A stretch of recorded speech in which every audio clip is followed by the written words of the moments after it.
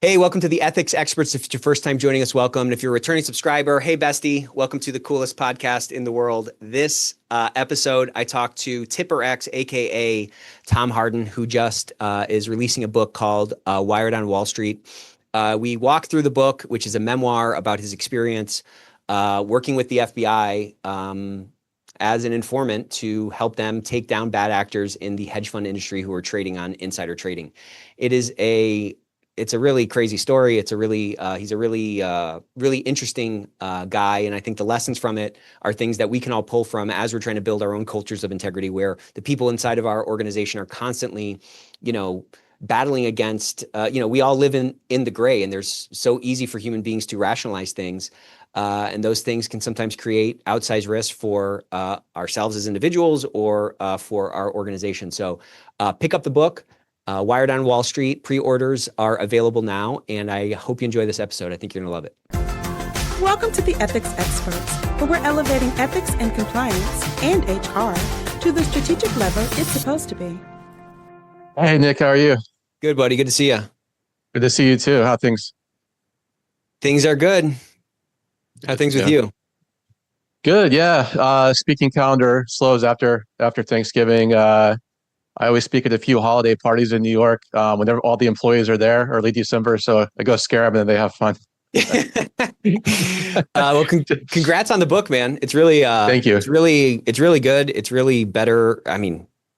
It's like a really phenomenal book. So thank you. I don't know if you've written before or what. Maybe you have a nom de plume out there or something, but it was really like gripping. It's like a thriller kind of, and also very. I don't know. It felt very very authentic, very kind of transparent. You know what I mean? Like the journey. No, thank you. The journey you went through has been absolutely wild.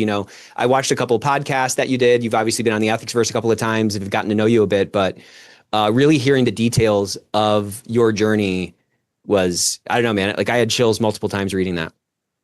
No, thank you. Thank you for that. Yeah. People that read it that know me said, it sounds exactly like me. And so yeah, Wiley Publishing sent me a cold email summer of 2024. I was on a family vacation on a cruise ship in Iceland. They said, "Hey, have you thought about writing a book?" And so kind of why now?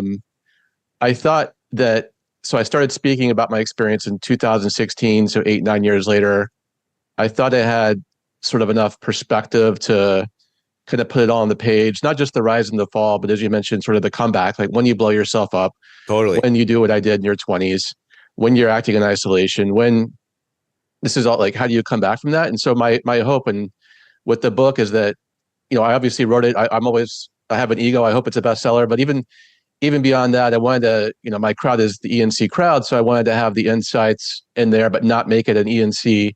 Here's my framework. Here's the 5 things book. That's probably a second book, down the line. But I really wanted it to be, like you said, a gripping memoir.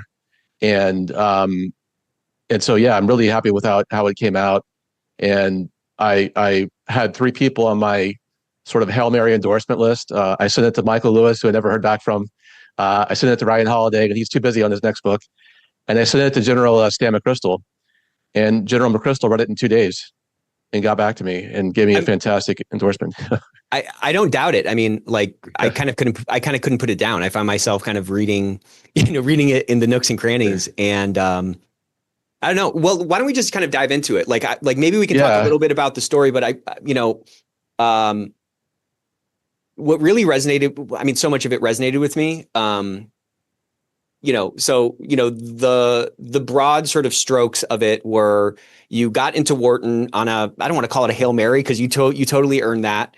Well, I don't want to tell you your story. So maybe give like the high level kind of overview and then we can sort of walk through it because a lot of your early story really resonated with me just personality wise. And I could kind of put I'm a couple years behind you from an age standpoint, but I remember that time really well. And I kind of followed a similar path to you in some respects in trying to get into finance and all that kind of stuff. So a lot of the things you talked about, a lot of those gray areas, which are sort of commonplace in that field, I've experienced firsthand, Yeah, thank you. So I grew up a kid of the 80s and 90s, suburbs of Georgia, middle-class family. Father worked at Coca-Cola for his whole career.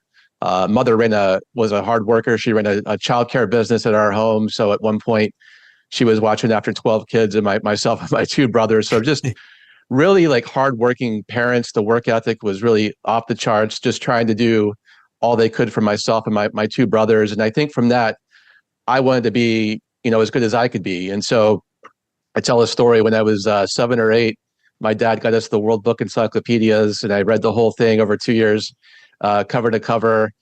Became a soccer referee when I was 12, and just wanted to start working. And then when I got to high school, I kind of figured out that I didn't want to do sort of the science route or the arts routes, but I liked math, and I thought maybe business would be a place to go. And then at the time, growing up in Georgia Tech's a fantastic public school, and I had the opportunity to go there for free because of my GPA was over a 3.0, and they had the lottery funding the scholarships. And then I thought, well, in the 90s, if people don't know, and you'll probably know this, Nick, like you usually apply to 3 schools, like your middle, your reach, and your safety. It's not like the 20 colleges. 30 schools now. Yeah, exactly. Exactly. So I had Emory and Georgia Tech, someone my middle and reach local schools. And I thought, well, what is the top kind of business school in the country? And before the internet, or right when the internet was started, I had heard of Wharton at UPenn, and then asked my guidance counselor, and she said, no, that's only an MBA school. And my dad really took charge. He said, no, we're going to go to the public library and find the U.S. News and World Report. And there it was. It's kind of my Hail Mary. And I wasn't a top kid in my class. I went to a really big public high school. I was in the top 10% barely. But I thought, you know what, I'm going to apply and do whatever I can to get in. I got waitlisted.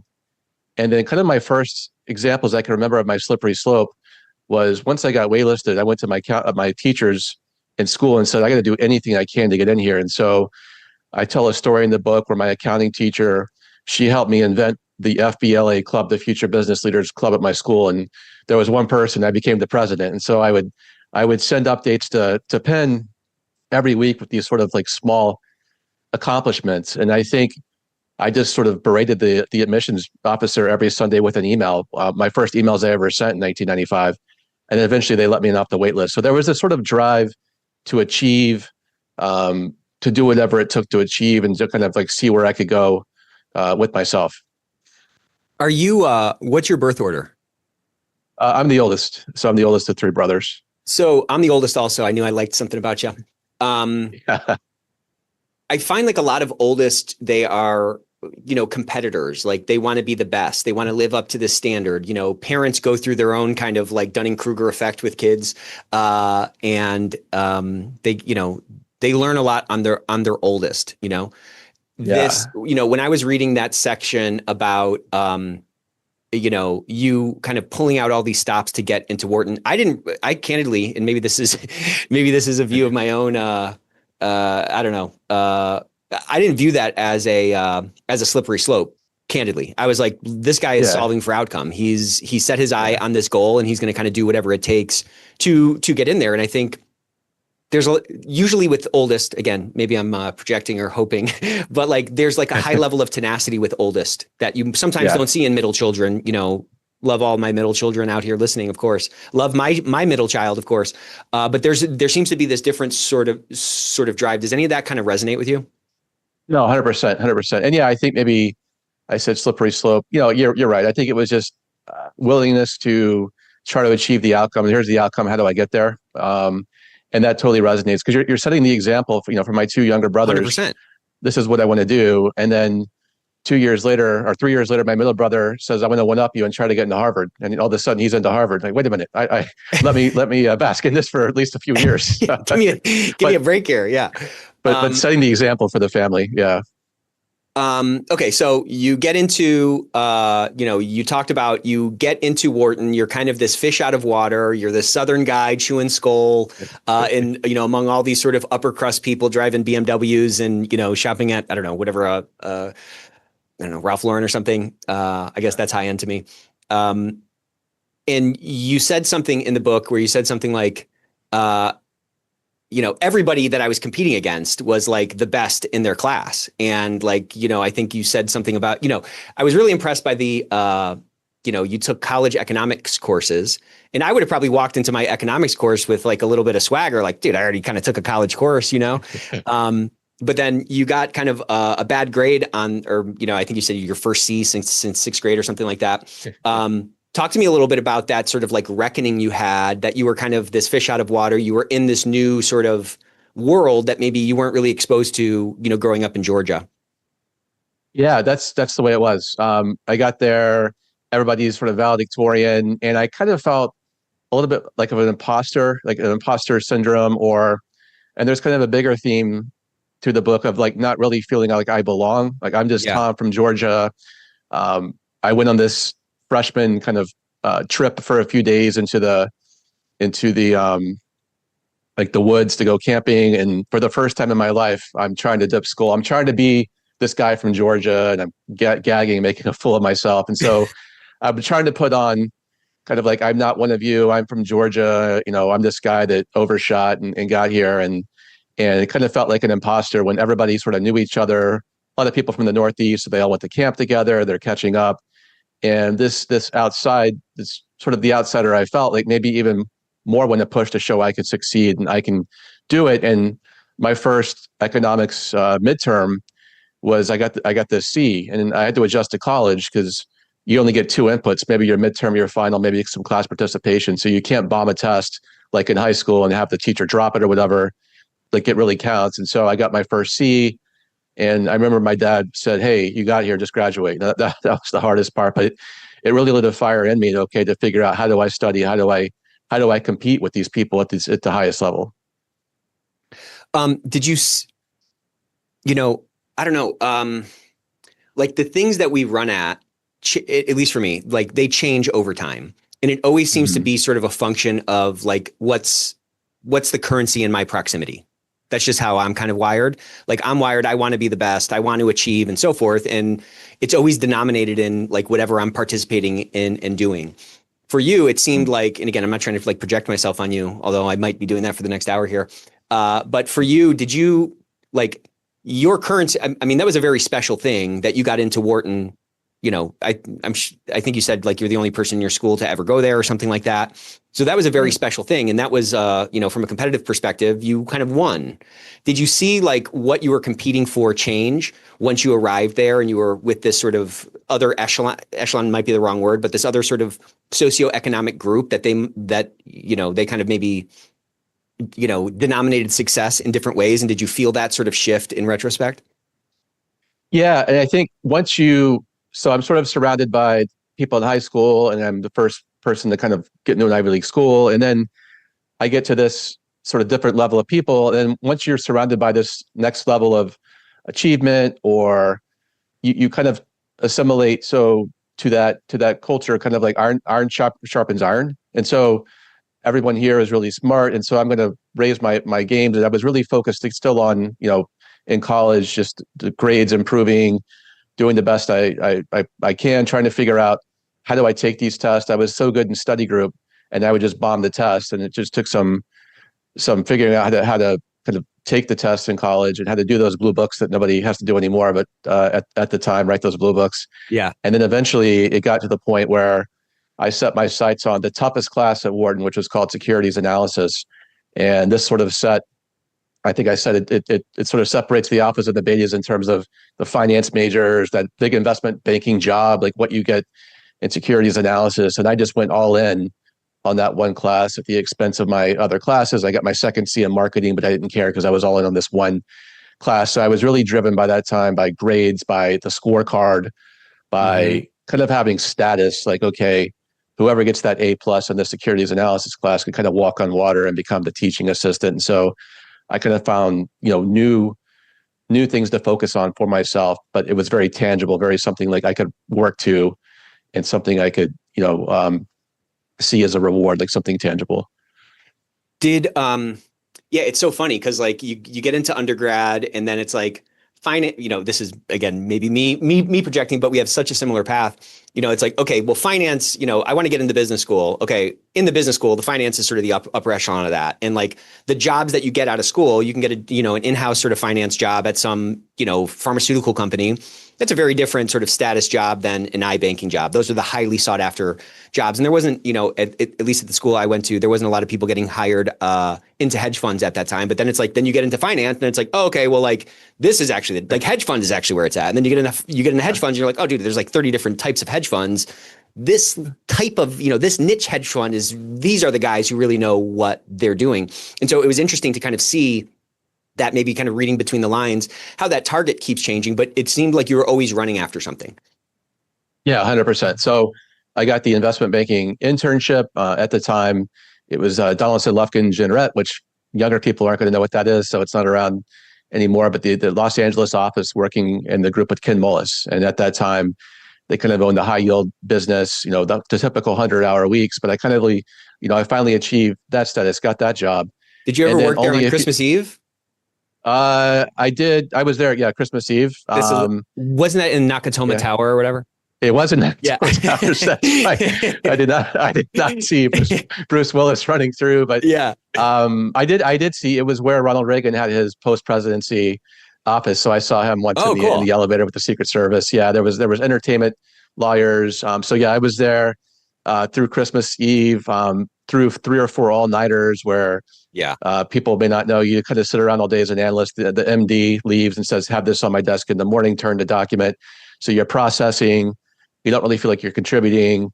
And I mentioned in the book, I start to see my sort of first ethical dilemmas where we're taking the company public and the managing director, the SVP, says, we're just going to make this look as good as possible for the public. This is what we're trying to do. This is our client. We're going to move some things off balance sheet. We're going to start doing this. And I do realize in my stomach at that point, hey, we're kind of dressing this up. This is not the actual, like, we're taking liberties with adjusted EBITDA. I think I called it turning EBITDA, like trying to change like a 200-car pileup into a Disney parade. So yeah, exactly. Adjusted EBITDA, you could actually, to EBITDA is already stretched, but adjusted EBITDA is something we were really trying to stretch. And so I knew that even at 22, but this is kind of how it's done. And only a few months into investment banking, I get recruited by a friend to a hedge fund. And this is maybe something, initially I thought I'd do my 2 or 3 years of investment banking and then go the hedge fund or private equity route, which was pretty common.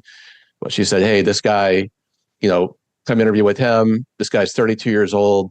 He's in tech stocks, right place, right time, end of 1999.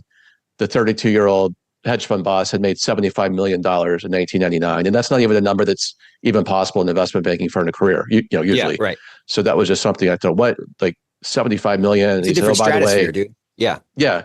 He's like, I just paid the guy 3 years older than me $4 million last year. I'm like, $4 million. That's what maybe a investment banking MD makes over one great year, maybe, but like not a 26-year-old. Totally. So that was just another level. Yeah. And again, it's kind of like this exposure to all these other worlds, or you're getting kind of deeper into it. I want to go back to that EBITDA thing though, that adjusted EBITDA thing, because man, I don't know. Anytime you get into something new, you learn all these things in a book, right? You learn all these things in a class, and then you get into like, this is how it's done in the real world. And you're always trying to kind of figure like, what are the actual rules? I mean, like if when you, I remember when I was in like driving school, it's like, okay, I got to freaking stick to that, speed limit. And then you start driving, you're like, okay, nobody actually that's like a stated rule, but like nobody actually does it. And I remember learning in undergrad, I was in undergrad during the time where Jack Welch was running GE, and I kind of went the accounting and finance and econ route. And I remember learning about, earnings management. And I remember thinking like, oh, they just always hit their earnings. Like, that like quarterly short-termism that allowed for the market to not, to know that, okay, this is a great stock, whatever they say that they're going to do, they're going to do. And if they're over, they're going to pull that off, they're going to pull that out of the P&L. If they're under, they got some stuff that they can pull back into the P&L. And I just remember thinking like, it seemed sort of counterintuitive to like the principles that we were taught. If, from an accounting perspective, the whole point of accounting is to like fairly present, the financial position of a company. And then there's all these games that guys can do to like smooth it over. And then in my first job, it was working with private equity firms to do financial due diligence. So we were always trying to really analyze this, it's like the net income is a meaningless number. Okay. Operating earnings, kind of a meaningless number because there's all these other things in it. We're going to really be looking at EBITDA. And in that, I kind of got to see sort of firsthand how many games that people could play. And I remember kind of feeling like this is like a little bit weird, but I guess this is like the rules of the road. Like, okay, you can kind of go 7 miles over the speed limit. This is just kind of what the game is. And I'm kind of trying to tie this down to this line that really stuck with me where you said something like, lines in the sand or something like, don't snap, they fade. And I want to kind of talk about that fading of those lines, because like, where is the actual perimeter? Like, back to your like soccer example of being a soccer ref, those lines on the field are pretty like clear, inbounds, out of bounds. Right. But then you get into the real world and you get into finance where there's all this money flying around and there's all these, let's just call them perverse incentives that are just like inherent to the industry. Like, talk me through a little bit, like, that whole thing, because I think you can see it everywhere. I mean, you see it. I mean, you lived it, of course, but like, it's not like it's like not going on constantly. It's not. It's not like the Fed's not doing it. You know what I'm saying? Like, it's in everything. Yeah, all the time. And I think you mentioned sort of the earnings management. I think sometimes we see it as euphemistic language like that. Like I'll talk about later with my trades. I'm just taking a flyer. Earnings management, other industries. With us, we were just helping the client. So I was almost seeing a group rationalization, which we're just helping the client. We're loyal to them. So we're not necessarily loyal to GAAP accounting methods, doing it the right way. We're loyal to the client. So I'm starting to see that very early in my career. And I'm not, I know it in my gut, as I said, but I also know this is just how things are done. And I'm not. Well, and also, I'm sorry to interrupt, but also, what are you going to do as a freaking analyst? As an investment banking analyst, be like, hey, this doesn't seem right. Like, no one's going to say that. And there was no speak up. Hey, Tom, if you see something, speak up. There was nothing like that. And there was no way I would have. They would have said to speak up. I'm not going to speak up. I'm 22. 100%. I'm in the meeting. I'm just running the PowerPoint. I'm changing the comps to make the comps look better, adjusted EBITDA look better, get a higher multiple for the IPO and the tech mania. So I'm just processing. And so I say, hey, this isn't my responsibility. I'm just following orders here, which is another sort of big rationalization that's out there that can get, people crossing lines or starting to think about crossing lines when it's just all part of what's going on in their head or what they're seeing around them too. And, we can't kind of pave over the fact that, like, at some level, I mean, you just kind of alluded to it, like, the investment banking job is a means to an end. You have to outperform there in order to get that hedge fund or private equity job, right? Like, it's not a foregone conclusion that you're just going to waltz into this highly sought after next tier on this sort of finance ladder of ascension, Right. That's right. You got to do at the time, it was the 2 or 3 years, 100-hour weeks. You just do it, finance boot camp, and then you set yourself up for that private equity or that hedge fund job. And I just happened to short circuit that by a couple of years after just a few months of banking when I went to interview with the hedge fund in Connecticut. So when you stepped into this other sort of appendage of finance, or this other sort of wing to the finance mansion, let's talk a little bit about, obviously the dollars are a lot bigger. It's a lot more Wild West. It feels like, it's kind of the underlying principle of like economics to some degree, right? Like it is the invisible hand. It's like, if each of us are pursuing our own best interest, then, the market is going to benefit on average. And again, that's a pretty blurry line, right? It's like, well, Is it, what can I get away with? Is it, you know what I'm saying? Like, there's so many things that are done that are, maybe a little bit sort of quote unquote off balance sheet. That aren't necessarily, just to carry that analogy forward, that aren't necessarily, unclean opinions on the financial statements. Yeah, and hedge funds even today are one of their sort of draws is like they're not as regulated as other entities. And so at the time, especially the year 2000, that was definitely the case, and it was still kind of a new thing. There was maybe a big hedge fund then might have been a few $1 billion. Today, it's much, much bigger than that. But I'm in this world, so I'm still 22 years old. This guy I interviewed with for half an hour told me he made $75 million the previous year. He kind of laughed at, like, it wasn't like he was bragging. It was almost just like, can you believe it? I just own tech stocks and made 75 million bucks. And it's a very flat structure. So in banking, I'm the low man on the totem pole. When I get to this hedge fund, it's kind of like an NBA team. Like there's 10 or 12 analysts, and then there's the one PM, and it's very flat. Like I could be the guy that made $4 million last year, and that could be me next year. And I'm not going to have to work up the ranks. And it is all the ultimate scorecard. You get, your picks, you put your picks in the portfolio, you pitch the portfolio manager to get your picks in the portfolio. And you can kind of see on your Excel spreadsheet what your bonus will be at the end of the year. So it's ultimately no BS. There's no politics as much. It's like, here's the scorecard. We're here to make money. And if you have a bad year, there's potential to be fired. But I like that at the time. Like, I just like having the scorecard, not, comp time and, somebody didn't like me. It was just like, here's the clarity. Yeah, I worked at a kind of the antithesis of that in my first job, and it was very frustrating for me because it didn't seem like performance mattered. It seemed like tenure Hmm. mattered or politics or something mattered. And what you're describing is really on the other end of the spectrum. It's almost like this pure meritocracy. So it doesn't matter if the idea came from the guy emptying the trash cans or it came from the PM himself. It's like what makes money. And I think that clarity allows for, there's some benefits to that for sure, right? It's like, well, if I put in extra effort and I make the right bets and I do the right homework and I can find the right edge, then I'm going to get compensated directly for that. And if I don't, well, then I eat what I kill is essentially the point.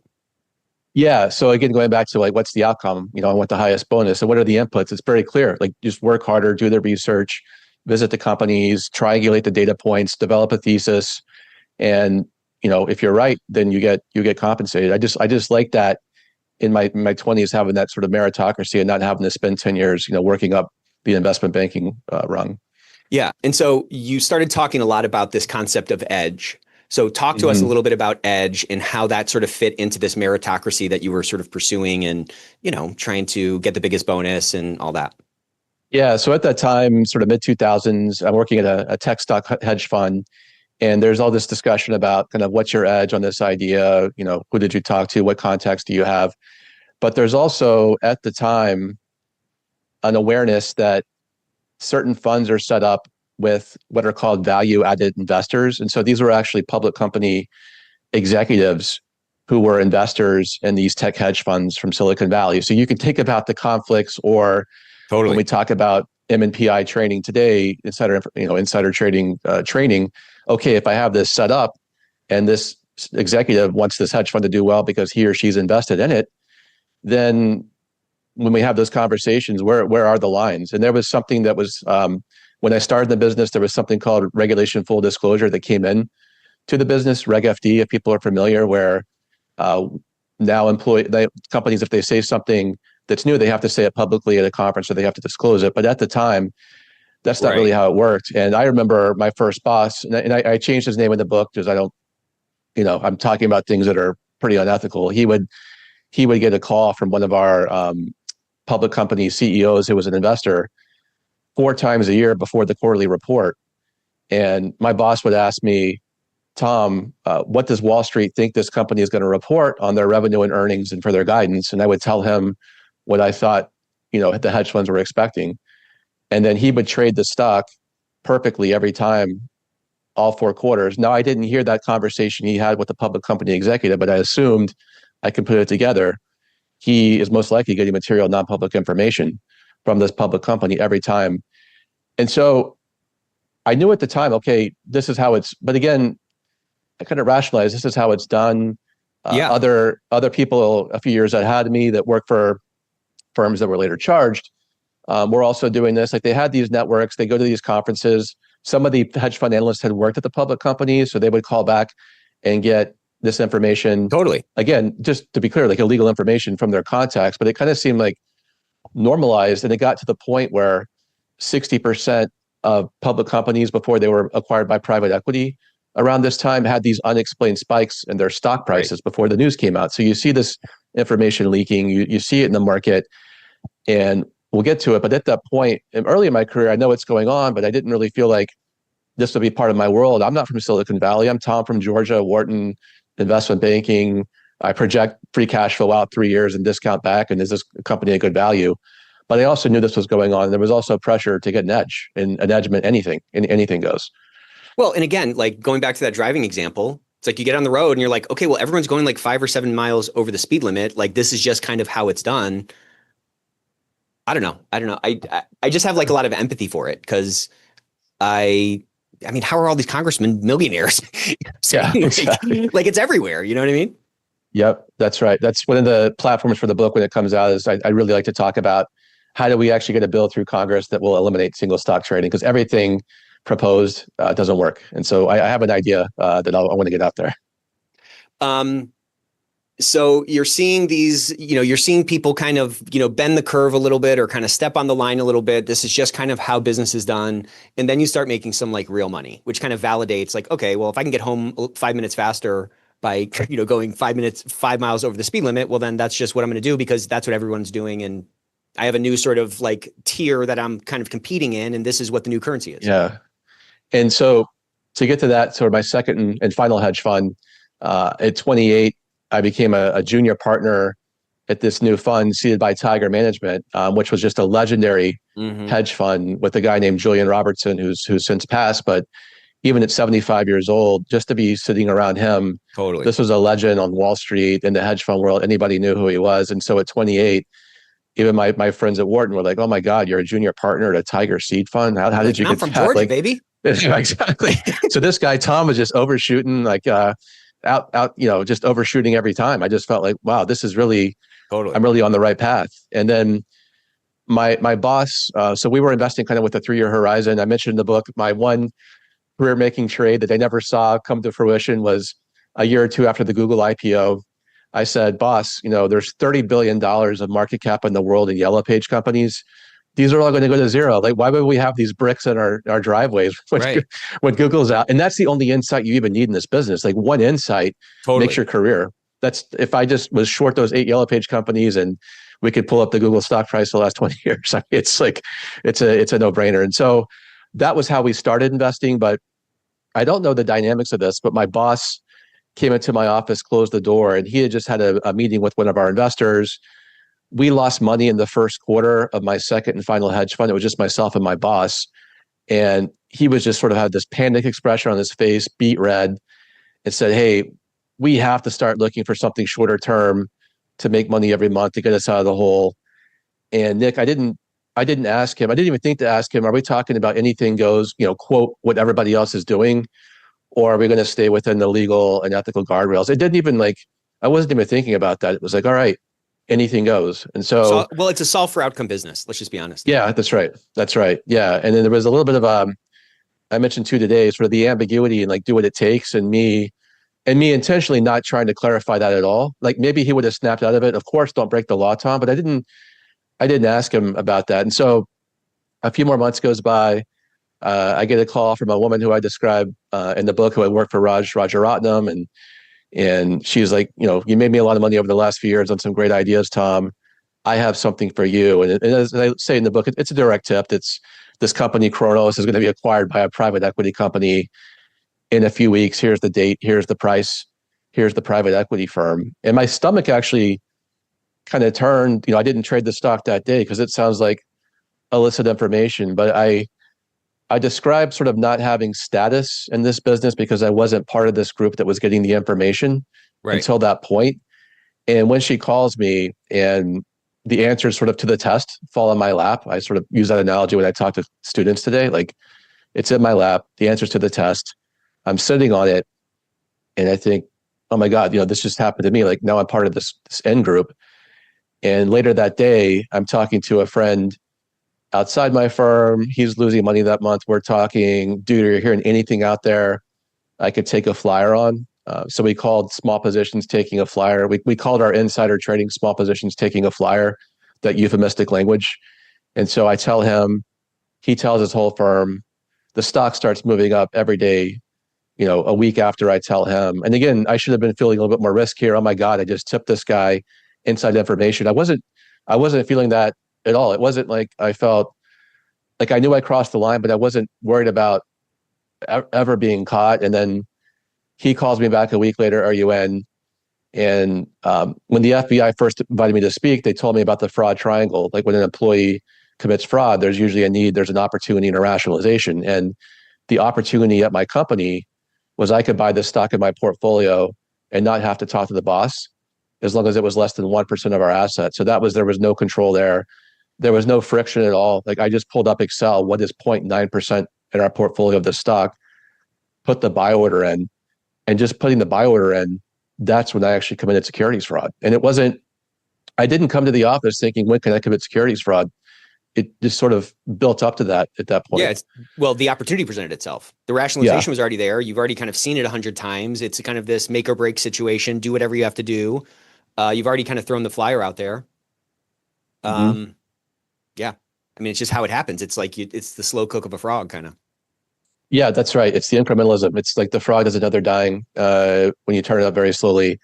And my friend and his firm were going to make millions. The woman that called me was going to make millions. When she said her entire brokerage account was this, that did set off a little bit of a red flag for me. Like, oh God, like that doesn't sound great. So I'll just buy a small amount. Like I would never be targeted because if these people are making millions, I'm just going Totally. to play along. I had some FOMO. These guys are going to make money. We make thousands of trades a year. This is sort of the fact pattern of the next 3 trades. Like she calls me these small positions. The boss every time doesn't really ask me how I'm doing it. I'm helping the firm, so I'm helping our short-term goal. And so he's being willfully blind, obviously, to what I'm doing, not asking me questions, which actually further fuels my rationalizations because he's Totally. kind of, as I mentioned in the book, kind of my mentor, 15 years older, had the sort of connection to Tiger for us to be seated. And he's basically saying, don't tell me how you're doing this, but this is helping us. So that further fuels me as the young professional, 28, 29-year-old Tom, like, okay, this isn't really a big deal. Yeah, and you're getting this sort of validation from this guy that you look up to, who's this sort of titan of industry who came out of this extremely famous fund, this highly sought after, I think you call them the Tiger Cubs, right? Like the guys that came out of Mm, that fund, those are all titans, you know what I mean? And so if he's yeah. validating it, it's just more confirmation that, yeah, you can go kind of a couple miles over the speed limit. Yeah, that's right. That's right. It's just sort of normalized at my firm at that time. And over 7 months, it would happen 4 times, these tips and trades, and nobody calling me out. There was no compliance coming down, checking me. Hey, there was no trade monitoring. It was just sort of like it was there. There was no guardrail at all with the control to maybe even stop and think, hey, have you read the policy? Or just sort of those nudges we see today in some of the trainings or some of the controls that are set up. There was nothing like that. And you mentioned this concept of mosaic theory. So Mm-hmm. for those of us, or for the listeners who don't know what that is, let's talk a little bit about that. And I want to kind of draw the distinction between material non-public information and immaterial Sure. non-public information, Sure. and how easy that I mean, that's a very easy thing to rationalize. Let's Yeah. just. 100%. So the idea with mosaic theory, and this is the defense that the most famous guy I mentioned in the book that was charged, Raj Rajaratnam, he tried to use at trial where he was getting inside information, illicit information, but was saying it was a small part of the mosaic. And there is a real gray area here because information is illegal if it's material. So if it were public, would it move the stock price? That's one way to think about it. Mm-hmm. Is it non-public? That's usually pretty obvious. But today, like with everything out there, AI, Reddit, I mean, it gets a little bit more complicated what is public and what's not. And then the third element, which in the US is part of the law, was the information, did somebody breach their fiduciary duty to their employer Right. or to their, I mentioned one of the guys who worked at Moody's. So this employee breached his duty to his employer. The third element of criminal insider trading is that breach of duty. And so that's the illegal part. But there's also the part where the mosaic theory you mentioned is I'm doing research all the time. I'm getting little data points all the time. Not From one of those scrappy data moves. points. I mean, they're super scrappy Exactly. moves. Exactly. And so I'm calling this company in Taiwan. I'm staying up late researching Nintendo was one of my big stocks, talking to people in Japan in the supply chain. I'm getting little pieces of non-public information, but it's not material to moving the stock price. And so then you build your mosaic off of a lot of these little pieces of information that are not necessarily public. They're public in a way because they're talking to other analysts like me, but it's not like the retail investor actually has this information. So it's very much mosaic it's not theory. on an earnings call, to your point. Right. Exactly. You're digging.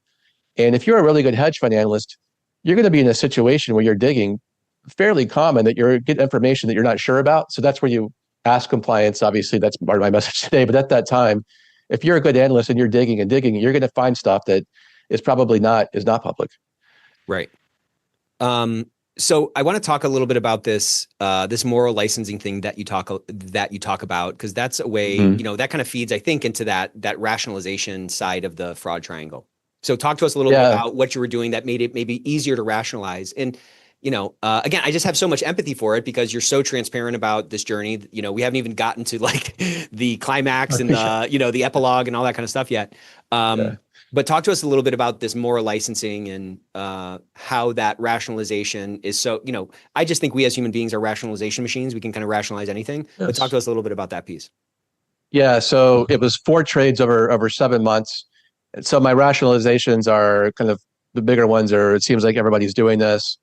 I'm just taking a flyer. So this idea of it being immaterial trades in my portfolio was a big one.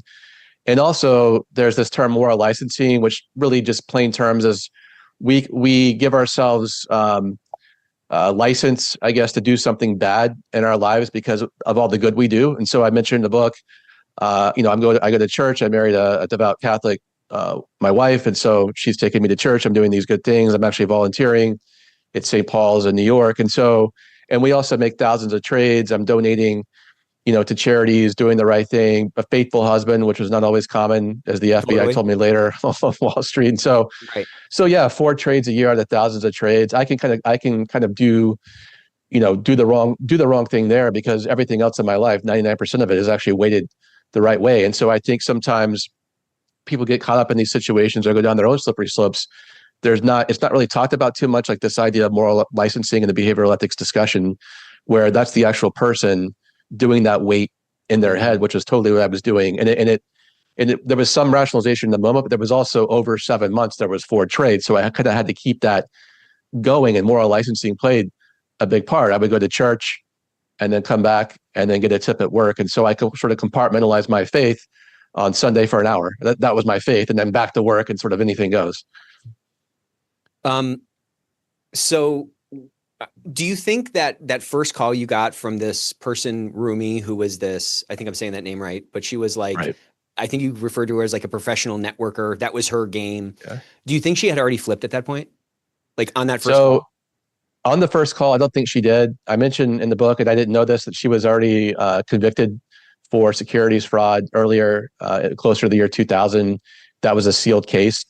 So I think she was maybe the only person to go and do this again, sort of a recidivist years later with insider trading. So I don't think she was cooperating at that point when I got the tip. But after those 4 tips, by the end of 2007, 2008, she called me and she wanted to have lunch in New York. And at that point, I know that she had been approached by the FBI. But I don't think when I was getting the tips that she was cooperating. I think she was charged with insider trading again after doing it a few years before. Sometimes it's like that Godfather 2 moment, keep pulling me back in, Yeah. There was Yeah. this scene in the book that was like straight out of a movie where you're handing over this envelope of cash for the Google trade. Did Yeah. that feel like something different? Did that kind of threaten the moral licensing a little bit more, or the compartmentalization that you referred to? Yeah, it's definitely kind of a big jump in the narrative where people are following along the rationalizations, the moral licensing. Wait a minute, on the third tip in trade, she's kind of like, these aren't for free. If this is to continue, her source wants $15,000, and then she says, "Can you write this person a check?" And I thought, oh my God, I would never do that. Right? That's like sounds so totally illegal. Like I made the trades, I rationalized that I wouldn't write a check, but I got the cash together from the guy I was tipping. And I describe in the book, like I'm going to LaGuardia Airport. I have this cash in my bag. How am I going to get it through security? At the time, it was still metal detector, so it wasn't like the raise your arms today. So I go to the restroom. I take the cash, tuck it into my shirt. I tuck it into my socks. This $15,000 cash that my friend had given me. And I walk up to the TSA, and they always say nothing in your pockets. And there was actually nothing in my pockets. It was in my shirts and socks and So you didn't have pants. to lie And I there. walked. That's good. Yeah, exactly. So nothing, man. I'm like, sir, why are you sweating like crazy? Which I was. I walk through. I go to the restroom. I kind of collapse in the restroom. I'm like, WTF at that point? What am I doing? I remember thinking like, what would Grandma Hardin? She was a big sort of Right. influence in my life. I mentioned, like, what would she think of me? What am I doing? She made the whole thing possible at some level, right? She did, right. So she helped fund part of my education at Penn. And so you think about, it's always the good test, the grandma test. What would grandma think about what I'm doing? And so I remember kind of being self-disgusted, like I'm carrying cash. I get to California and I'm kind of done with Rumi at that point. Hey, don't talk to me. I can't believe I did this. And she sort of snickers. Yeah, sure, you're done, Tom. Like, Yes. you'll do the next one. Yeah, exactly. But it didn't. I guess it didn't drop. It didn't jump from tip to cash through an airport. It got there incrementally and got to the point where and I didn't even find out till years later that $15,000 domestically was not illegal. But I thought it was at the time. So I guess it's not advice, but it's only legal, I guess, internationally. But But crazy. still, it didn't Yeah. you were still sweating bullets walking through TSA Oh and yeah. collapsing in the Yeah, bathroom. You know what I exactly. mean? Yeah. So that's where it escalated to.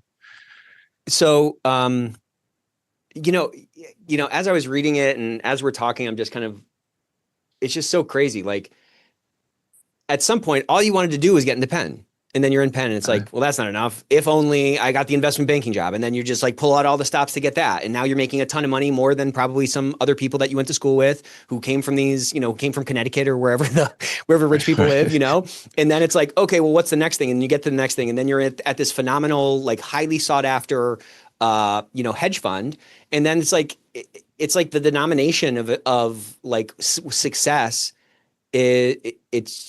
It just keeps sort of ratcheting up. And, I was thinking about that thing you said about your boss coming in and he's like red faced and he's like, oh crap, we lost money in the first quarter. Let's do anything. That guy was worth millions and millions of dollars. Like, yeah. it's like, it's so crazy. The relativism, I guess, of Yeah. like, at some point you're making more money than maybe you thought you would have ever made. And it's like never enough. I'm not saying that about you. Yeah. I'm saying that about human beings. It's like, we're never happy. It's Yeah. never enough. It never sort of like fills us up or something. And for me, it was never about the money. I mean, it was really, as I said, I lived meager. When I met Sue, she was like, why are you shopping at all these used clothes stores? She signed me up for that show, Queer Eye for the Straight Guy. It started trying to She's like, do something with this guy, will you? Fix my boyfriend, please. And so I wasn't living the hedge fund lifestyle. Like I was actually pretty much still sort of Tom from Georgia. So much of that was still me, but I was really obsessed with status. And so being part of this illicit in group, now Rumi's calling me with the tips. Now I go to the conference and now you're in. Now you're part of this thing. You're right. not an outsider anymore. Yeah. Right. Raj Rajaratnam and Steve Cohen were the two FBI targets. So their henchmen, their analysts say, Tom, now you're part of our group. And I think in my 20s, I was so insecure about not being part of the illicit in group. And, I should have just been focused on myself, improving as an investor. Like I'm in the best seat possible, but I was just like, I'm not part of the group. And like, I was sort of focused on status the whole time. And it wasn't about making money because of the four trades, our firm was up 31% with the insider trading and 30% without the insider trading. So it was 1% of performance. And then my personal gain on these four trades, I would find out years later, was $46,000. And so today in my keynote, I sort of drum roll this. And ladies and gentlemen, the price of my career at 29, drum roll. And then I have $46,000 hits the slide and the whole crowd always gasps. They're like, That's not what I expected. I thought it would be 46 million. Like, no, that's a bad guy who would do that. Tom from Georgia, it's 46,000. Yeah.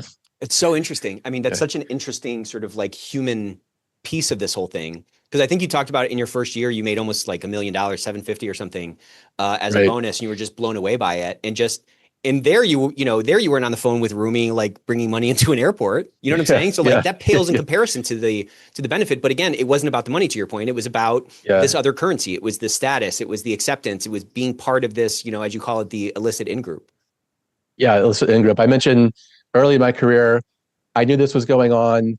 And I wrote sort of like, I'm looking through the clubhouse trying to figure out the secret handshake, right? That was kind of Tom, early 20s, and then late 20s, I'm finally in this group. And going back to the discussion, like, no, I've achieved the next sort of rung in my life. Now I'm part of this illicit in group. Now what? Yeah. It's just a fascinating story. So then you get approached on the street by a couple of folks in black suits. Talk to us about that moment and what the next, couple of years look like. Cause talk about a Donnie Brasco thing, the movie Donnie Brasco. I mean, that's what I kept thinking about as I was reading it. I was like, it's a really hard thing that you did. Yeah. So November 2007 was the last trade. I have lunch with Rumi in January 2008. At that point, she's asking me about, hey, Tom, if you were asked about these trades, this was illicit information. So I don't know if she's wired up, but she's wired up. So July of 2008, 6:30 in the morning, middle of the financial crisis, I'm going to drop off some dry cleaning before getting a taxi to work. And I step out of the dry cleaner on the sidewalk and I hear a voice behind me on the New York City sidewalk say, "Are you Thomas Covey Hardin?" And I mentioned in the book, when you're from the South, when you hear that, it's your mom that's about to whip your butt for doing something. So I turned around. It was not mom. Exactly. It was just like anybody watches an FBI show. It's almost exactly like that. The wallets come out, FBI come sit down with us. And even Nick, like on the street, I wasn't even confused about why they were there. Like I You immediately knew. knew, oh my God, like this is that. And so people always ask me today, why'd you go to a Wendy's? It was just happened to be there. It wasn't like, let's go find a Wendy's to sit down. It just happened to be next to the dry cleaner. Yeah. So we walk in.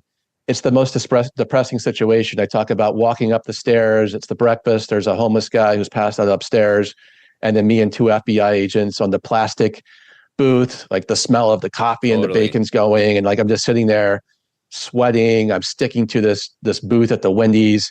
And the agent just lays it out, man. Hey, we know about your four trades. And to scare me, they said, hey, we knew, you were just down in Georgia visiting your baby nephew Carter. I described that in the book. It was such a happy moment. I saw my grandma, my papa, and my They're family. so proud of you. Look how successful our boy is, Exactly. I'm an uncle now, and then I'm a godfather for Carter. And then 2 days later, I approached on the street. They knew I was already Crazy, down there. And then they know about the trades. My first thought I mentioned is like, oh my God, my dad, my parents are going to kill me. Like that was my first thought. Like, of course they're going to be upset, but who thinks that first? It was just like instinctively what I thought. And then, oh my God, Sue's going to leave me. She had no idea. She was working at Lehman Brothers at the time. I mentioned it was just crazy. Mm-hmm. And then, she's going to leave. She didn't know about this. And I thought, holy crap, this might impact my career. Oh my God, I might be going to prison. So it was just sort of like that moment. And basically the FBI said I could help them build these cases in the industry. It would help me out. And I said, should I talk to a lawyer? And of course they said, we'll let you know when you can do that. And I remember in the book, I said, that didn't feel like right for them to say. They'll let me know when I can talk to a lawyer. Sounds like everybody speeds.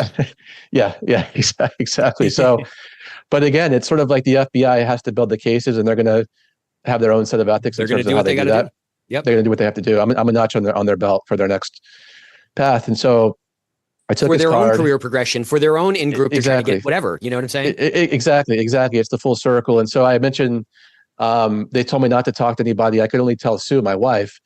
And I mentioned immediately, I went against that. A few hours later, I went to the office. I was late. I told my boss, hey, Sue was sick. And then I went to St. Patrick's there and lined up for that confession, which was a crazy moment because that was my second confession since going through the RCIA program to become a Catholic for marriage. I'm in this long line. I had gallows humor. Like, how many other guys in here were approached by the FBI this morning? Yeah, who else got pinched today? Like, exactly. and I close it. Forgive me, Father, but this happened this morning. And I start with my life story. I was a soccer referee in 12 years. He's like, get to the point, kid. And so I get to this, and he's like, hey, basically the penance was, if the FBI is giving you a chance to clean up the industry, you should do it. And I mentioned in the book, now I should have talked to a lawyer.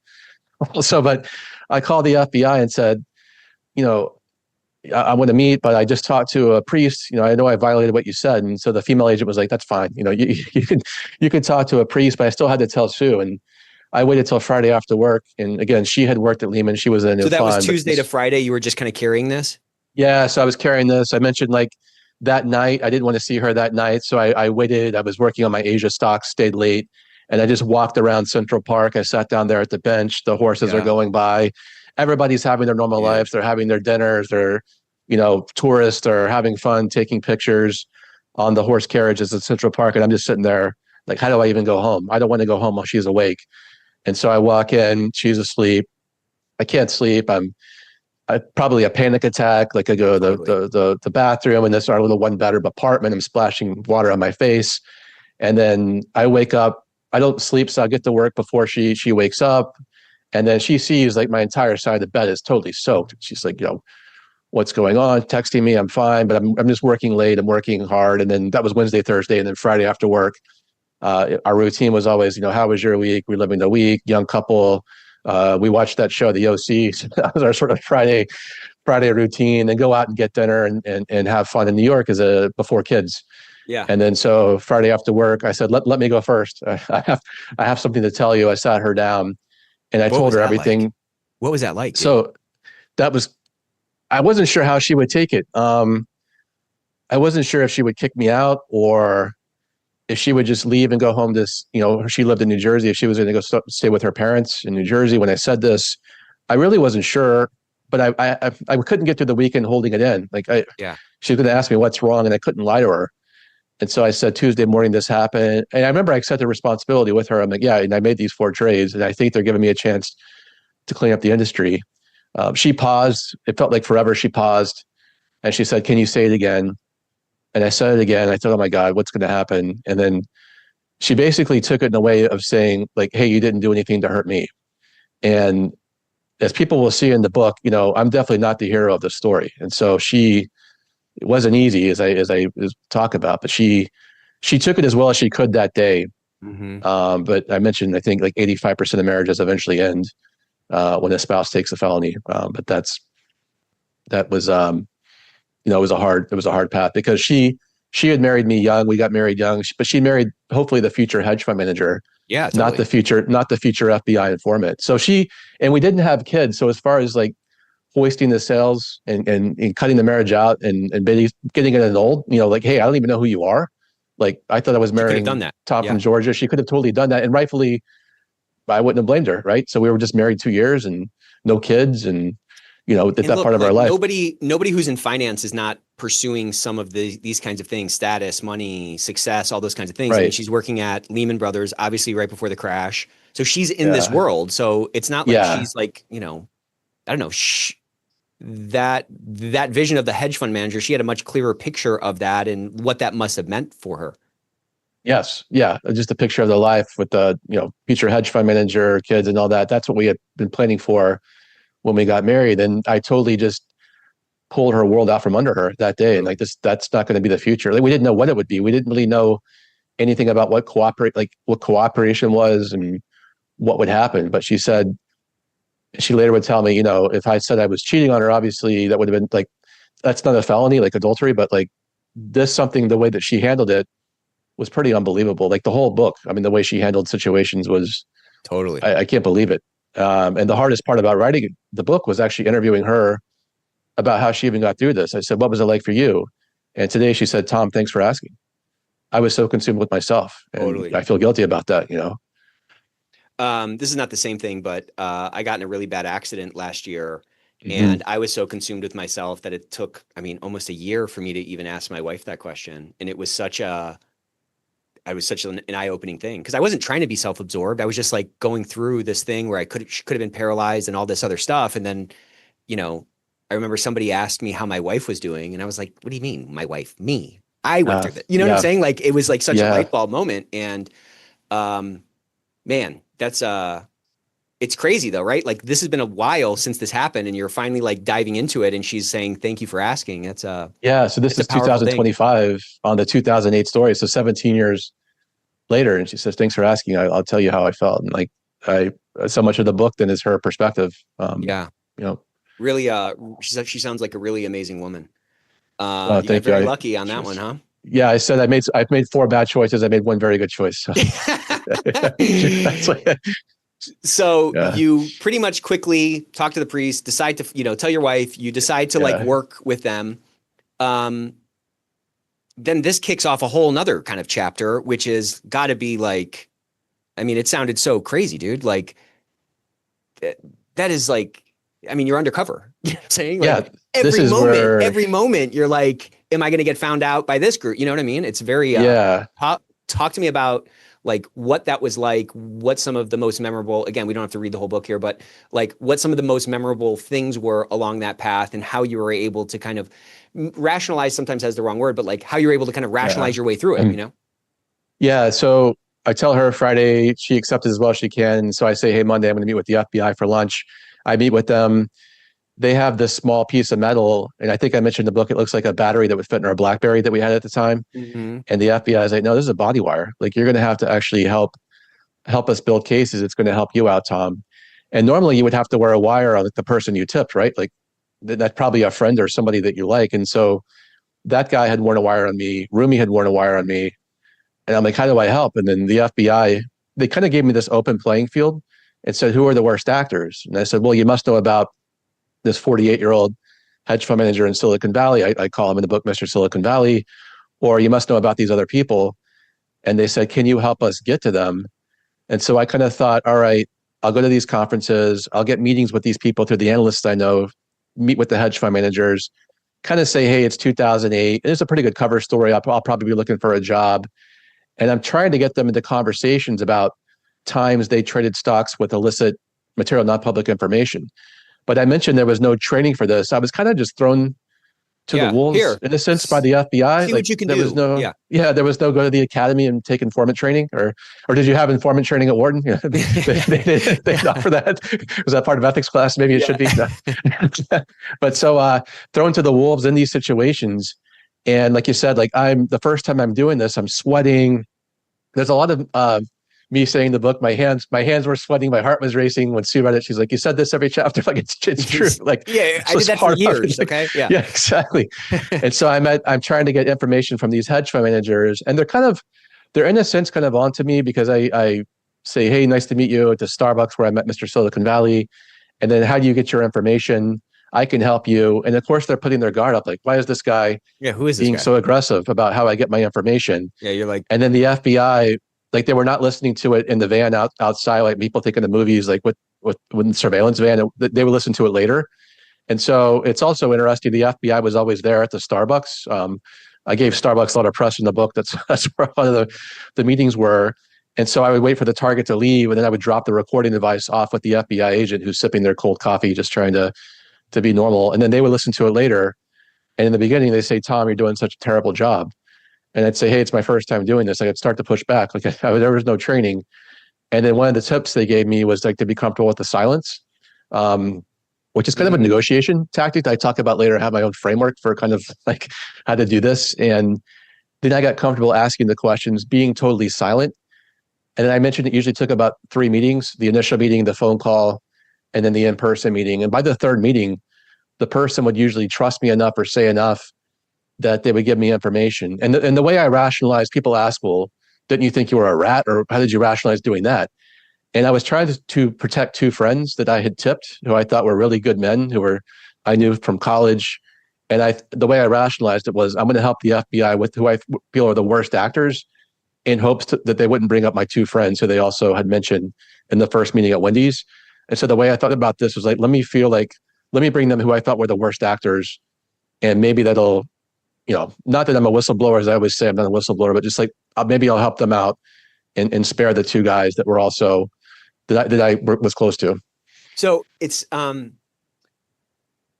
it didn't seem like there was any like horse trading going on with the FBI. It's not like you're like, well, what am I going to get for this? It seemed like you were just like, okay, I'll kind of do whatever. Yeah.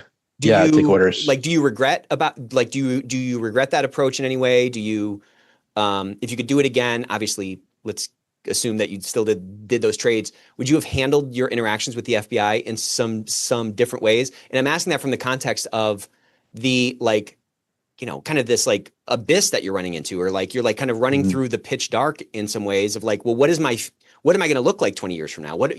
I've done all this work to put myself into a position to be financially secure, to provide I was on a great sort of career trajectory. You made a bunch of money.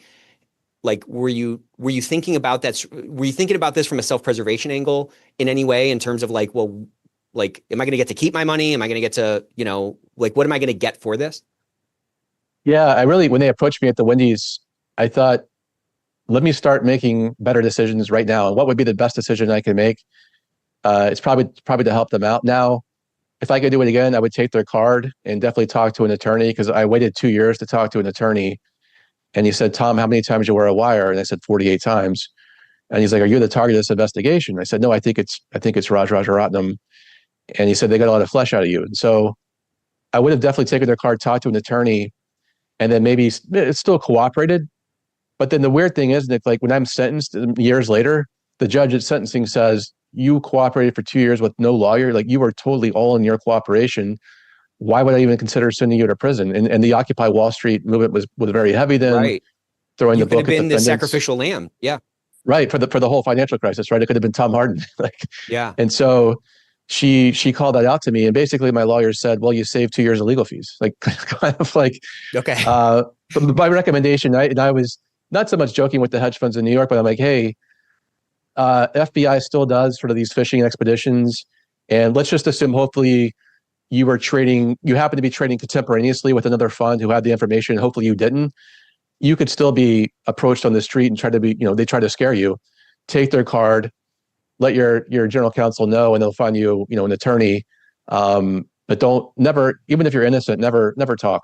right? It's never. There's that movie with the Olympic bomber I just watched on the plane last week in Atlanta, where they accused the guy who found the bomb at the Olympics, and it wasn't him.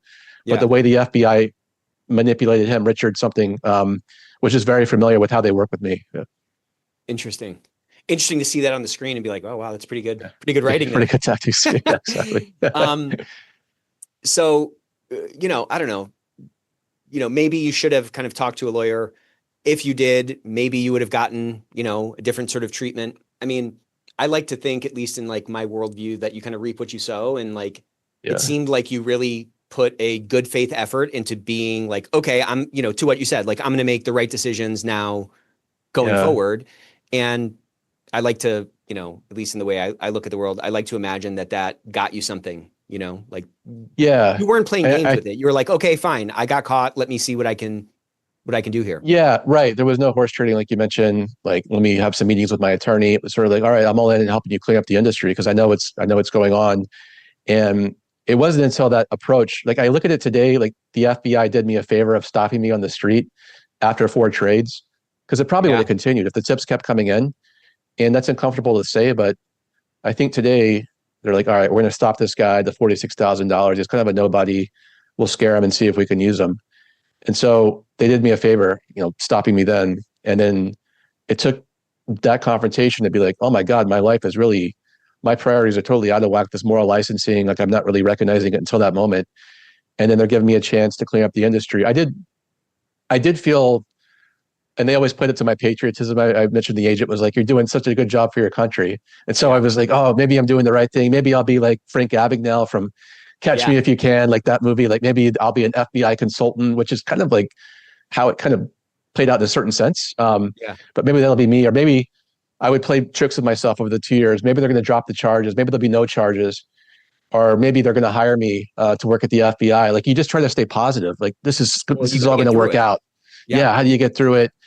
And then I talked to the lawyer 2 years into it. It's like, they're not going to hire you and they're not going to drop the charges. They're going to use you until they can't. And then it got to the point where they wanted me to wire up on the 2 friends I thought I was protecting. And I felt that I just felt that was a code. Like I just couldn't cross. I had done so much. And they said, fine, we're done with you. Your name's coming out tomorrow. And so that was when Tipper X became. That's brutal. How brutal was that? I mean, what was that like? I mean, when I was reading about that being released in the journal, I mean, I don't know, man. It's just like, it seems so slimy kind of. Yeah. And to rewind, I guess the first arrest happened in the fall of 2009. So that's when Roger Rotman was arrested. And then this is like kind of like a year and a half after they stopped you on the street kind of. Yeah. So I'm a year and a half to my cooperation. I mentioned, like, I'm not really sure where this is going. I'm telling Sue, like, cause she's concerned about what's happening. And I say, I don't even know if they're building cases, what's happening. They're just telling me on to the next one. And then it was the week my first daughter, Molly, was born. I mentioned we were home. Sue's on maternity leave. We're up at 6 a.m. feeding Molly. And then the FBI agent says, turn on CNBC, 20 guys are in handcuffs. I'm like, oh, I recognize that guy. And then on the Wall Street Journal on my phone, it says Tipper X is in the middle of all this. And of course, they didn't tell me I was Tipper X. And I asked the FBI agent sort of in that chapter, like, yeah, you're Tipper X. And so there's this Tipper X guy for your name. I don't understand. So they didn't release my name at the time when I was Tipper X because I was still helping them. And then a few months later, once they wanted me to wear a wire on my 2 friends, that's where I drew the line. Then they said that was supposed to be my final cooperation. And because I didn't go forward with that, they were done with me. But I wish I would have had more time just to, like, as I said, telling my parents, telling other people in my life. I only had overnight to even tell that. So my brother worked. Because you were still kind of under that gag order from that first meeting. Just only my wife knew. So like we had to carry the secret for almost 2 years where only she knew. So we know we're going out to social functions, holidays with family. Tom, keeping how's it going? The facade, Yeah. I can't find a job yet. By the way, I'm an undercover FBI informant, probably won't have a job. So Tipper X is out there. People don't really think it's me. I mean, they think it's bigger name people. That was in October 2009. So by January 2010, the FBI has used me as much as they can. Sue was just back to work. The hardest chapter to write was this one, where she's back to work on Monday, showing her colleagues pictures of the baby. And then Wednesday, I mentioned Tuesday night, Tipper X was leaked as Tom Hardin. And Wednesday, it's on the front page of the Wall Street Journal. And she was stoked the whole time, taking it well. And she comes home from work that day, and just the first time that she kind of lost it. Yeah. And she was crying. There was a really bad article from the New York Times just pulling in our family blog, mentioning Molly's name. And that really hurt her personally. And understandably, she took Molly from my arms and was crying and said, "I can't believe you did this to us." So right. It's hard to feel lower than that, as a man, they are in this only because of me. And so I think that was even a worse moment in a way than being approached by the FBI, like the personal consequences. Totally. Or even like the scary moment wearing money like through the airport. That was crazy in its own way, but actually seeing the people I hurt most. And she had held it together up until that point when it was just people in her office asking her, "Wait, what the hell?" And yeah, understandably, she had a moment there, which it was rough. Well, it's this really interesting thing also that goes along with that, where like you turn into this like persona non grata, when in actuality, like you're literally doing the right thing for 2 years. You're, and I've heard other, I know you don't consider yourself a whistleblower, but to some degree, you're in a similar kind of a bucket in that you've worked to try to unearth and, expose wrongdoing. Let's just kind of use that as kind of a shorthand. Sharon Watkins, who was the one who took down Enron, who was a kind of a classic whistleblower, who was obviously doing the right thing, who was obviously, it's not like any human being is perfect. Like everyone lies, everybody has like things that like we've all done wrong. So nobody is clean in my book, but like she was trying to do the right thing at that point. And she said after that thing, after that company went under, she couldn't get a job anywhere. And it's like from people who are doing trainings and putting out codes of conduct that say integrity is everything. Transparency is our value. Accountability is like what our company is built on. So like, what was that like? Because like, I mean, the hits kind of kept, I just don't, it's hard for people. I think they might not really appreciate that. Like this happened. Your wife was at Lehman. The financial crisis happened. Lehman goes under, right? You have a baby. Right. She goes, having a baby is a whole thing, right? You're sweaty hands, heart racing. Yeah. Then she goes back to work. Then this whole thing falls apart. Your name is sort of now dragged through the mud publicly. You don't get this chance to do anything. And then there's this like civil death that happens after the conviction. I'm jumping ahead a little bit, but talked a little bit about like that dissonance. Like that must have been such a cold, like, I don't know. It's like the world's not supposed to work this way at SubOneable. Right. That's right. And so yeah, it becomes public. 2010, it's out there. So now everybody knows Tom Hardin, Tipper X. So forget applying for jobs. My lawyer always said you're going to have to start your own company. Nobody will ever hire you. And it's almost like a white collar crime is viewed as worse because I had a good upbringing. I knew right from wrong. I wasn't born into a terrible life situation where maybe I committed a crime, and it wasn't any of that. Like I should have known. Yeah, you weren't stealing bread to feed your family or whatever. Yeah. Right, exactly. It wasn't like a single parent on drugs or something. It was a really good, loving family, as I described. And so you have that stigma applying for jobs. And I was basically a stay-at-home dad with Molly and then my second daughter, Claire. And Sue, she was so amazing. She said, just try to be the best stay-at-home dad you can be, and you'll figure it out. She always had the faith that I would figure it out. And I mentioned tragically, like in 2010, Good Friday, my father-in-law, who I was very close with, got diagnosed with leukemia, and he went downhill pretty quickly.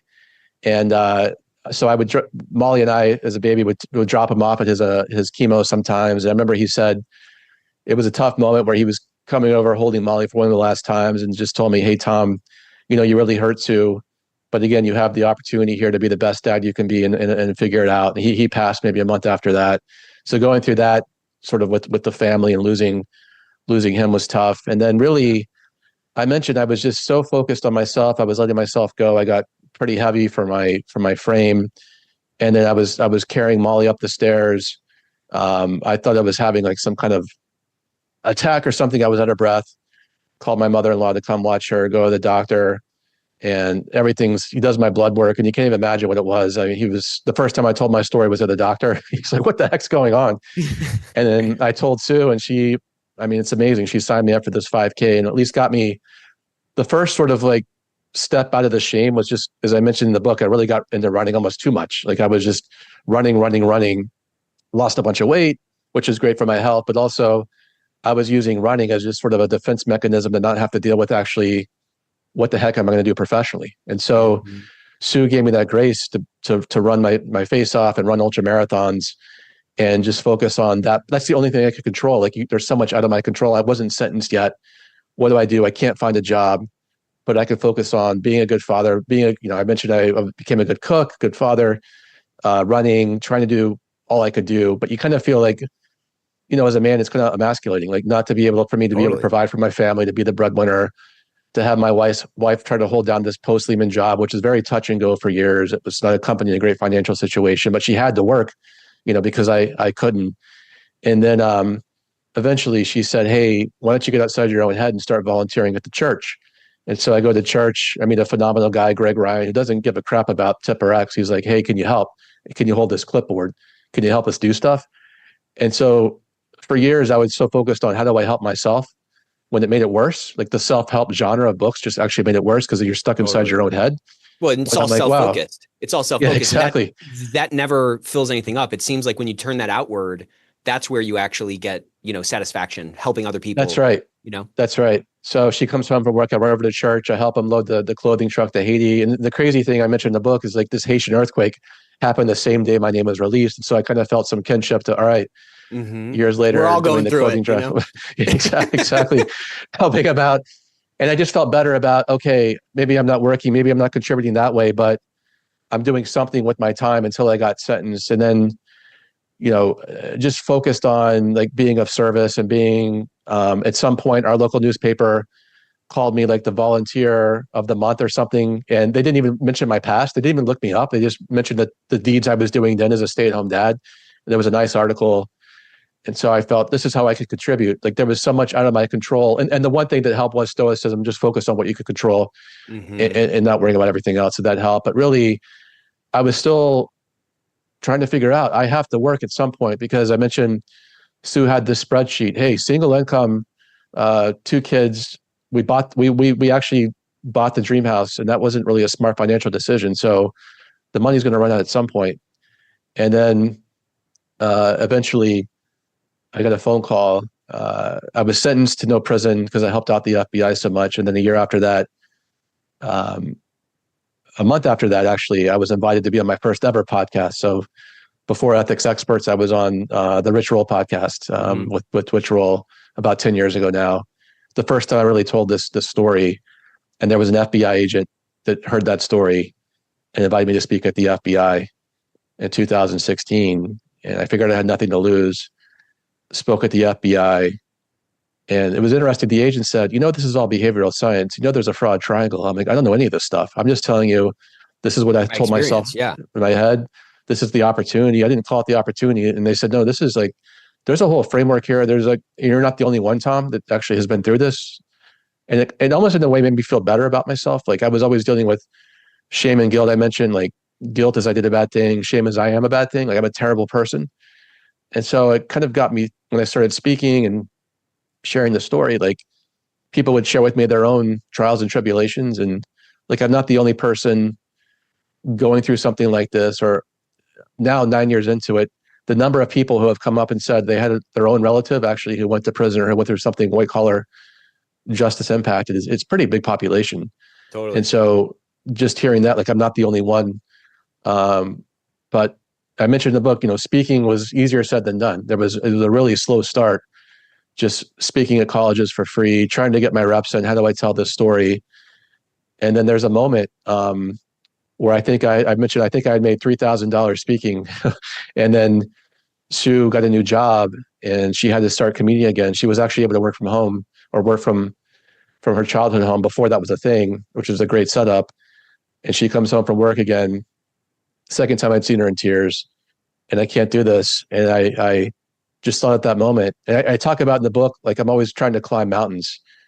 And I'm like, hey, this is my next mountain. Like I have to somehow find a way to become a contributing sort of corporate trainer around these situations. And that's sort of my next mountain with this tarnished past.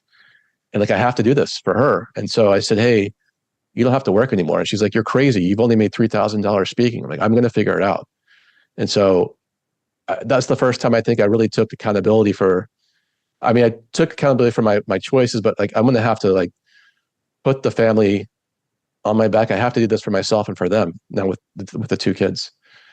So talk to me a little bit how you changed as a person. You mentioned stoicism. I don't think you can go from the weight you were at to running ultra marathons without, like, this is dramatic, of course, but like your DNA changing. Talk to me a little bit Yeah. about Yes. like how you're so different than the person that you were when you were 28, making all this money on this sort of hedge fund manager path. Yeah. I think the main thing that changed, and we all go through changes from our 20s to our 40s, I'm sure, but like not not caring all about. So, and in some ways, like Tom from Georgia is still who I am. In many ways, it's still sort of frugal and but not as focused nearly as much ever really on status. I try to check now in my head anytime I'm rationalizing anything because I talk about it every week. I try to catch myself in moments through life where I'm just sort of doing a gut check and I can feel it in my gut. Should I make that decision? So I'm much more, I don't know if it's risk averse, but just much more thoughtful and Yeah. contemplative in my decisions. And I just don't care about the status anymore. We live in a great sort of middle class town in New Jersey where we're not trying to keep up with the Joneses. So that's really a good place to be. Like I Free. mentioned, you're just around good people. I mentioned in the book, you're the average of the 5 people you surround yourself with. So at that time, with Rumi Khan, I could have told you, 23-year-old Tom could have told you, of the 5 people, it's probably going to be her that's going to tip me eventually on information. I could have told you that at 23. And so that's kind of how I changed. But also a lot of it, I'm kind of the same person in many ways, not committing any more crimes, but there's something about just the context, the environment. And I think now as a father, to some degree, we all change when we go through this 20 years of life from 20s to 40s, but there's just that I don't really care about status or awards or, I don't care about having like a multi-million-dollar speaking business. I'm just happy to do it. I'm happy to have the opportunity to even do this. So I guess just the humility. I say, the first chapter, like one way to be humbled is actually to experience humiliation. And I think Yeah. there's some truth to that. Yeah. Yeah, there's a lot of truth to that. It's just Yeah. it's a really wild story. It's a really inspiring story. And it's a very like relatable story because I think everybody everybody in every industry. I mean, we talked about the FBI, we talked about Congress, we spent a bunch of time talking about finance, we talked about accounting, like every industry, these sort of moral hazards exist and these gray lines that blur, that don't snap, to your point, early in the book. Those are present. And the people that we both kind of serve, the ethics and compliance community, those kinds of folks who are trying to build, at least we say, I'm not trying to be derogatory here, but like our efforts are to try to, we say we want to build cultures of integrity. And I just think there's so many lessons to learn from it because this, that like incrementalism you talked about, like that's happening everywhere. And those external pressures increase constantly, right? Like everybody is on this kind of treadmill or this like hamster wheel. These, economy changes, budgets get tight, pressures from bosses to hit numbers and all those dynamics are just like flowing around every single company, every single group of people constantly. So it's not like this, kind of to your point, it's not like you were, robbing banks and like burning down orphanages. Like this was just kind of this was 40K, you know what I mean? Yep. No, it's still out there today. I was talking to a friend who's a public school teacher in a really good district in New Jersey. Parents have offered to pay her bribes to change the grades. I mean, literally in 2025, 2026, and it's everywhere. And we just, a few years ago, we had the college admission scandal. And so it's anybody can rationalize anything. Oh, I'm just doing this for my kid. We could all do that as parents to a degree. Where's the line? Right. And so I think one of the concepts I was playing with in the book was this idea of the integrity gap. Yep. So being so focused on status and reputation, which companies are, we're always at these conferences seeing a talk about reputation management, or there's vendors for that. When that's fine, but if you're not cultivating your character, as I mentioned, then you have this big gap. So I would encourage sort of E&C people to think about where in the company or where could people kind of be in this gap between what people think we are, the reputation, and what we actually are, or just encourage individuals. Like, does my character match my reputation, or are there rationalizations flooding in to create that integrity gap? So that's something that I've been playing with more now in my speaking and my workshops. Like, how do we sort of put some protocols around this and kind of like think about this inside our companies? Had you been thinking for a while about writing a book? Um, it was in the back of my mind, but until Wiley actually sent me a cold email and said, "No, you should do this" last year, I was sort of concerned about. Like, I'm really comfortable with the speaking engagements. I speak for 45 minutes, and it just stays in the room.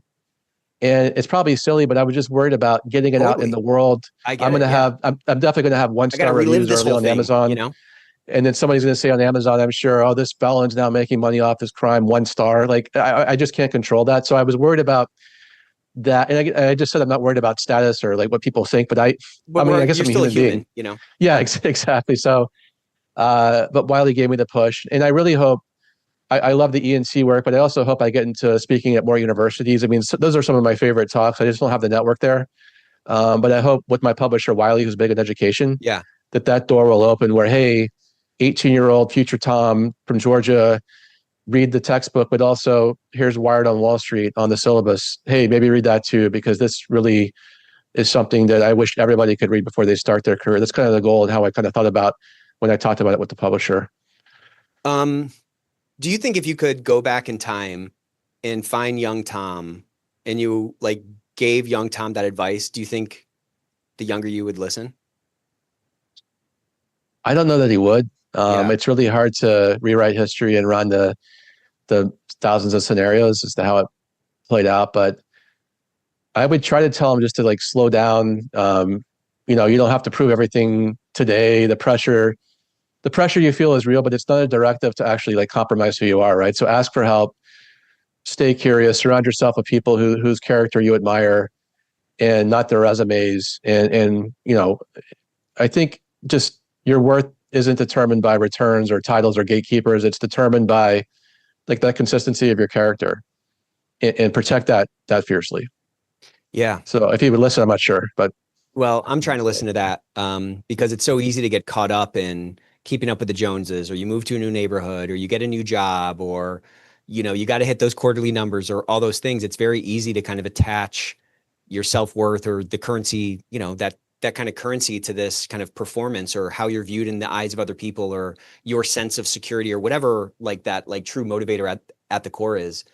And it just changes so much, I mean, again, I know this is like pales in comparison, but when I had that accident, I had like this whole like, I felt like an ascended master or something. Like I felt like so mm-hmm. clear. I had this clarity and I had all of this appreciation and I had, it was so easy to like have that because my life could have been so different.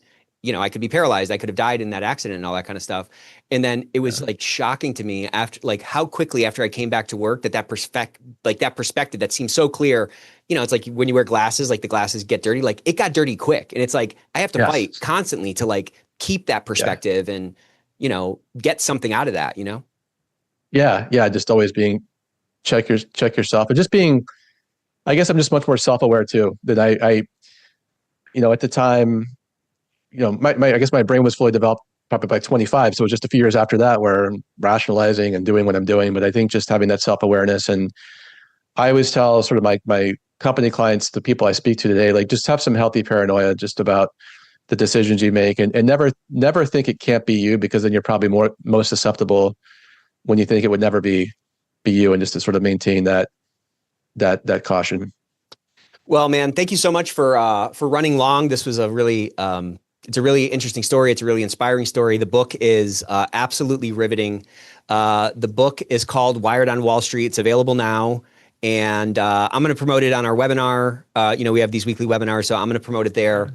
But thank you so much, man. Thanks for being such a great guest and for being so transparent with this story that I think a lot of people would have wanted to bury. It sounds like you pulled a lot out of it, and you're obviously back on your feet now. You have a great family, and you have the impact that you're making on the world is far exceeds dollars in a bank account. This is like affecting lives. It's affecting the perspective that those of us who are trying to build cultures of integrity and are trying to kind of wrestle with these things within ourselves and within our organizations. I don't know. I think it does a lot to. It's a really powerful story, and I know it took a lot to get to this point. Oh, thanks for having me on the show, Nick. Wired on Wall Street. If pre-orders are very important, so if I could just plug the book. So I have actually, for companies that might want to bulk order books, I'm going to have extra sort of things I'm throwing in packages, ENC takeaways, discussion guides. Cool. It's just to try to put as much value as I can, because as a first-time author, relatively unknown, I'm trying to just get as many pre-orders as possible. So definitely reach out. I have packages for companies. And so I'm excited to get it out in the world. But thanks again, Nick, for having me on.